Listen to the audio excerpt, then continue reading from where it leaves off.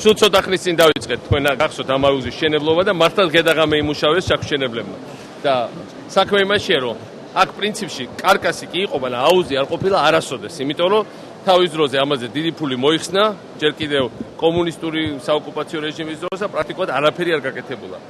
ჩემი ოცნება სრულიად განხორციელებადი, რომ ყველა მიკრორაიონში საქართველოში, ყველა მნიშვნელოვან თუ საშუალო დონის დასახლებაში იყოს ასეთი დონის აუზი. სუსტ ესეთი.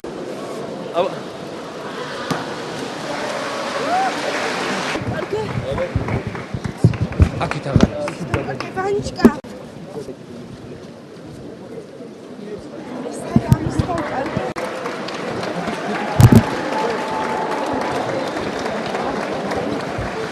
ეს ობიექტი გაკეთდა ცენტრალური მთავრობის IAPI კრედიტის ფარგლებში და მე მინდა ამ ღონისძიებას, ამ ინიციატივას მივესალმო, იმიტომ რომ ერთის მხრივ ეს არის სოციალური პროექტი, იმიტომ რომ ძალიან ბევრ ადამიანს სპორტული ცხოვრებისკენ უხსნის გზას. აქ რამოდენიმე წლის უკან ერთი გაპარტახებული შენობა იდგა, დღეს უკვე ევროპული სტანდარტით აშენებული საწყალოსნო კომპლექსია. რამოდენიმე დღეში აქ ჩატარდება თბილისის საერთაშორისო ტურნირი, სადაც ჩამოვლენ მსოფლიოში წამყვანი წყალბურთელები.